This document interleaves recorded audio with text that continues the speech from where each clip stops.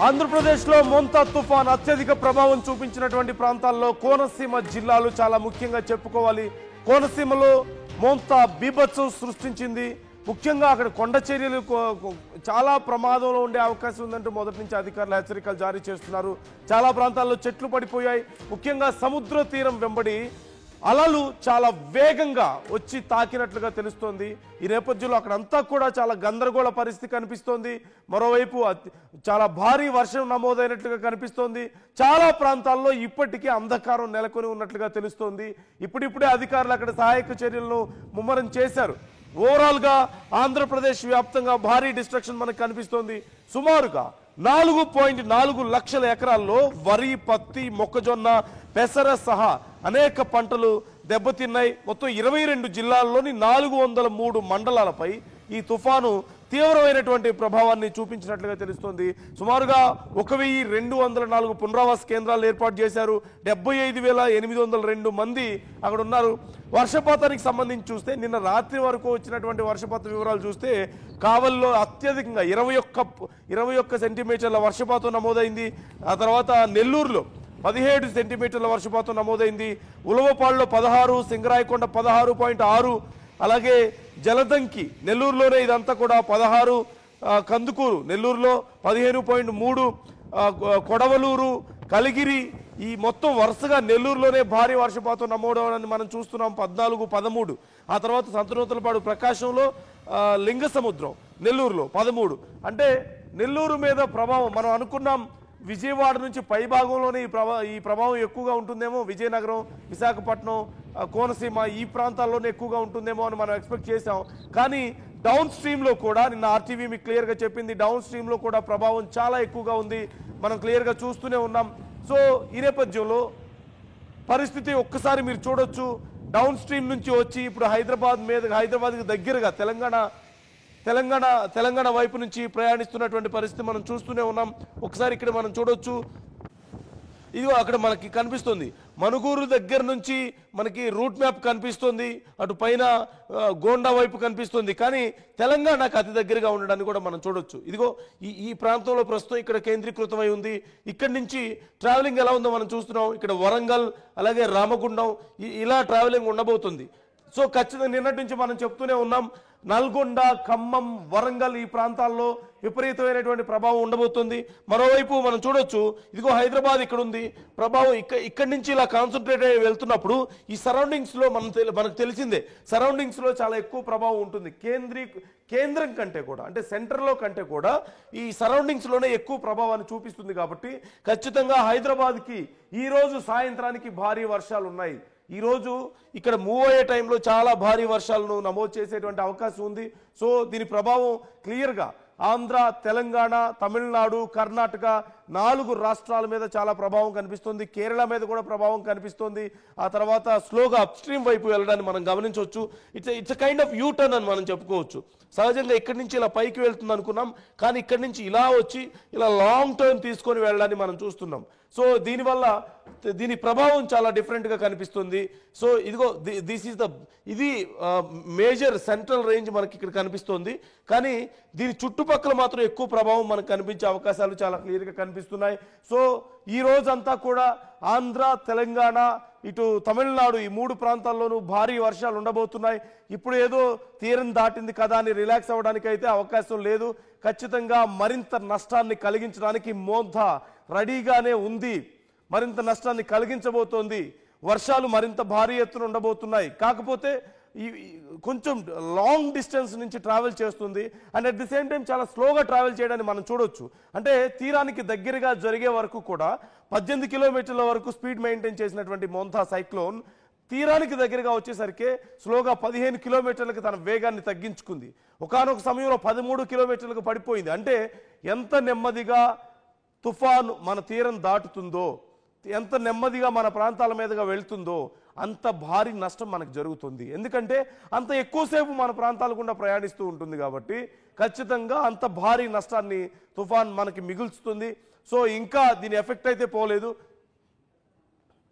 నేను మీకు అంతర్వేదిలో ప్రస్తుతం ఉన్నటువంటి పరిస్థితిని కూడా ఒకసారి చూపిస్తున్నాను. స్క్రీన్ మీద మీరు చూడొచ్చు. సముద్రం చాలా భారీగా ముందుకొచ్చింది. చాలా అలలు భారీ ఎత్తున ఎగిసిపడ్డాయి నిన్న. చాలా వరకు సముద్ర తీర ప్రాంతాల్లో సుమారుగా 3 మీటర్ల వరకు అలలు ఎగిసి పడుతున్నాయంటే జస్ట్ ఇమాజిన్.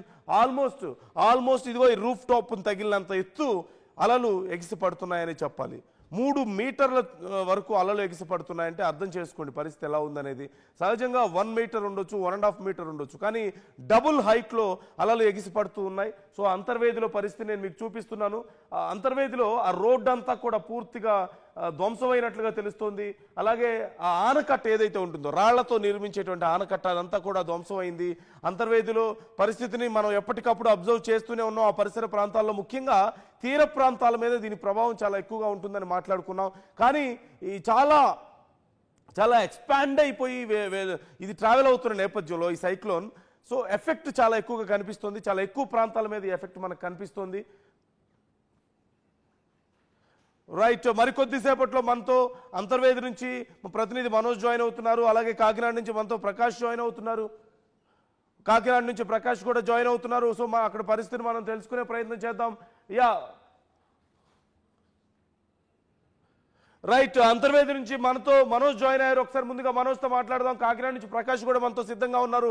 ఎప్పటికప్పుడు మనం అప్డేట్స్ తెలుసుకునే ప్రయత్నం చేద్దాం. ముందుగా మనోజ్, అంతర్వేదిలో పరిస్థితి ఏంటి? సముద్రం బాగా ముందుకు వచ్చినట్లు కనిపిస్తుంది, ఇంకా ఈదురుగాలు అక్కడ మాకు కనిపిస్తున్నాయి, అండ్ చాలా క్లౌడీగా కూడా కనిపిస్తుంది మీరు ఉన్నటువంటి ప్రాంతం. ప్రజెంట్ కండిషన్ ఏంటి? నిన్న రాత్రి ఇంపాక్ట్ ఎలా ఉంది? ఈ రోజు ఎలా ఉండబోతోంది అంటున్నారు అధికారులు? నందు అంతర్వేదిలో పరిస్థితి చాలా దారుణంగా ఉందని చెప్పాలి. పెద్ద ఎత్తున 100 నుంచి 130 కిలోమీటర్ల వేగంతో గాలులు అనేవి వేస్తున్నాయి. ఇప్పుడు ప్రస్తుతం అండ్ విజువల్స్ లో చూడొచ్చు ఎంతటి గాలి అనేది వేస్తుంది అనేది మనం ప్రత్యక్షంగా చూడొచ్చు.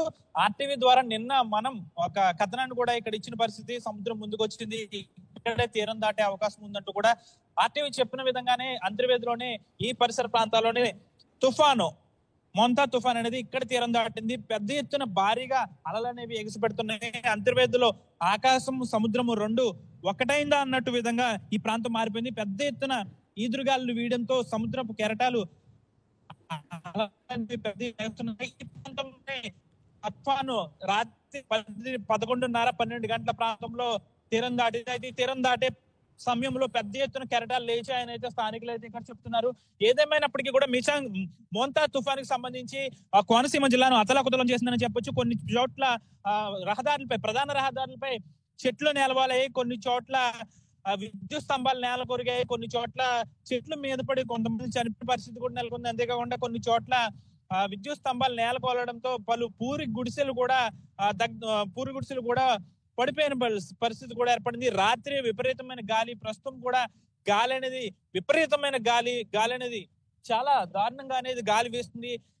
పూర్తి స్థాయిలో కూడా అధికారులు అందరూ అప్రమత్తమయ్యారు.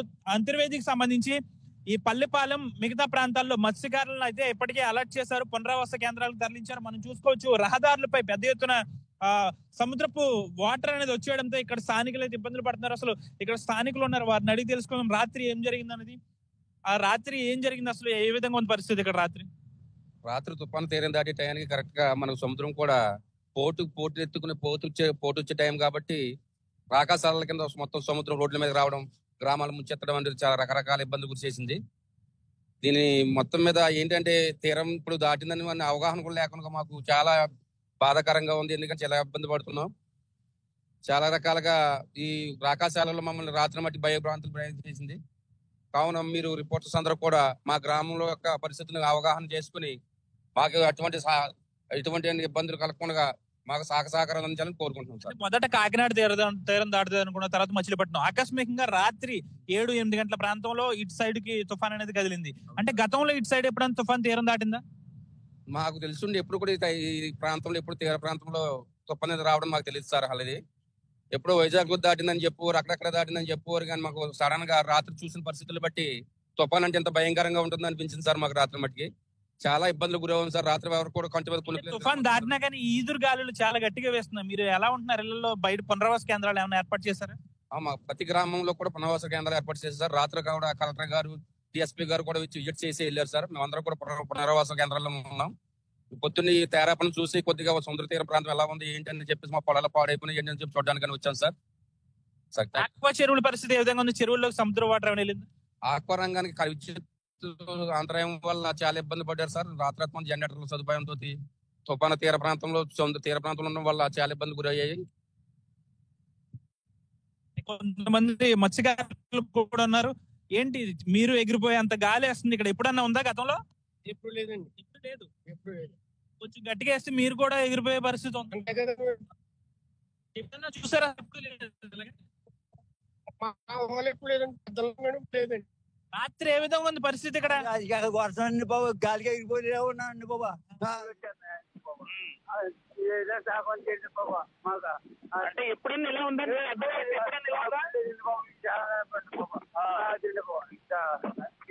అదండి బాబా, ఇంత అంతకే లేదండి బాబు. రాత్రి ఏం చూస్తారు? రాత్రి తుఫానండి, గాలి. మనోజ్ మీరు అప్డేట్స్ ఇస్తూ ఉండండి. మీ దగ్గరికి నేను మళ్ళీ వస్తాను. ఒకసారి అమలాపురం దగ్గర నుంచి ప్రకాష్ మనతో లైవ్ లో సిద్ధంగా ఉన్నారు. ప్రకాష్ అడిగి అక్కడ పరిస్థితి ఏంటో తెలుసుకుందాం. ప్రకాష్, ఇప్పుడు మీరు అమలాపురం దగ్గర ఉన్నట్లుగా తెలుస్తోంది. ప్రజెంట్ అక్కడ కండిషన్ ఏంటి? మీ వెనక అంతా చెట్లు పడిపోయినట్లుగా మాకు కనిపిస్తుంది. సో అక్కడ కండిషన్ ఒకసారి మాకు చూపిస్తారా? ప్రజెంట్ ఏంటారా అక్కడ పరిస్థితి?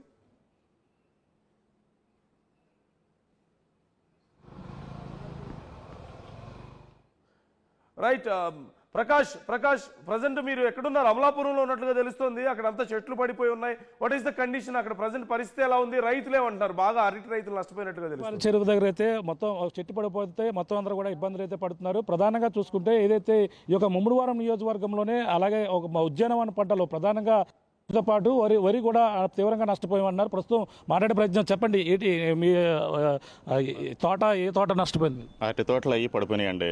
అరటి తోట, వరి చేలు తయారైపోయిన ఈనక దశ పాలు పోసుకునే దశలో ఉన్న చేలన్నీ పడిపోయి, దీనిపైన ప్రభుత్వం వెంటనే స్పందించి పంట నష్టం అంచనా వేసి మా రైతులకు ఆర్థికంగా ఆదుకుంటారని ప్రభుత్వాన్ని అడుగుతున్నాం. ఏ నష్టపోయినా ఇంకా ఏ పంటలో నేల కొరికి? వంగ, మన కూరగాయల పంటలు అనేటువంటి వంగ, బెండ ఇటువంటివి కూడా చాలా నీటిలో మునిగిపోవడం అలా జరిగినాయి. వీటిని కూడా ఉద్యాన శాఖ అధికారులు పర్యటించి మాకు రైతులకు ఆర్థికంగా సాయం చేయవలసిందిగా కోరుచున్నాం. అంటే అరటి తోట ఎన్ని ఎకరాల్లో వేసారు? ఎన్ని ఎకరాల్లో మీకు ఇప్పుడు నేల కొరిగిందండి? ఎకరం తోటలో వేసామండి. చాలా చెట్లు వరకు డ్యామేజ్ అయినాయి. ఏదైనా నష్టం కొంచెం అనుకున్న దాని మీద కొంచెం తక్కువైనా కానీ ఏదైనా నష్టం జరిగిందండి. కొబ్బరి చెట్లు అయితే పర్వాలేదు కానండి, ఈ అరటి ఇలాంటి వాటికి ఇప్పుడు ఎన్ని గంటల ప్రాంతంలో గాలిలో వచ్చేయండి? ప్రధానంగా 2:30, 1 గంట ఆ టైంలో బాగా ఎక్కువగా జరిగిందండి. ఆ టైం అనుకుంటాం. అయితే కొంచెం ఎక్కువగానే ఉందండి ఎఫెక్ట్ అయితే. అంటే గాలిల తీవ్రత ఎలా ఉందంటే మొదటగా ఈ యొక్క ప్రాంతంలోనే తీరం దాటుతుంది అన్నారు. గాలిల తీవ్రత ఎలా ఉందండి గతంలో ఎప్పుడైనా చూసారు? ముందుగా ఇచ్చిన అంచనా ప్రకారం అయితే కాకినాడ, యానం, అమలాపురం మధ్యలో అన్నారు. అయితే కొంచెం తీవ్రత అనుకున్న దాని మీద కొంచెం తక్కువే వచ్చింది. అయితే ఇలా మన నర్సాపురం సైడ్ వెళ్ళిపోవడంతో అనుకున్న దాని మీద కొంచెం తక్కువగానే ఉంది. కొబ్బరి చెట్లు అయితే పర్వాలేదు కానీ మిగతా కొంచెం పంటలు అయితే నష్టం జరిగింది. ప్రధానంగా వరి అయితే పడిపోవడం జరిగిందండి. అవి నీటిలో కూడా మునుగుతున్నాయి. ఒకసారి వ్యవసాయ అధికారులు అందరూ వచ్చి రెడీ అయిపోయింది, సిద్ధమైపోయింది. పొట్ట మొత్తం పోసుకునే దశలో కొంత తయారైనాయండి, కొంత అయితే చిరుపొట్ట దశలో ఆ టైంలో ఉన్నాయి. ఈ వర్షపు నీరు అయ్యి అధికంగా ఉండటం వల్ల అవి రేపు పొద్దున్న పాలు పోసుకున్నా కానీ సరైన గిట్టుబాటు ధర పళ్ళు అయిపోయి అది రైతు వారిగా నష్టమే. రైతులను ఏదో రకంగా అధికారులు స్పందించి అంచనా వేసి మా రైతులకి ఆర్థికంగా.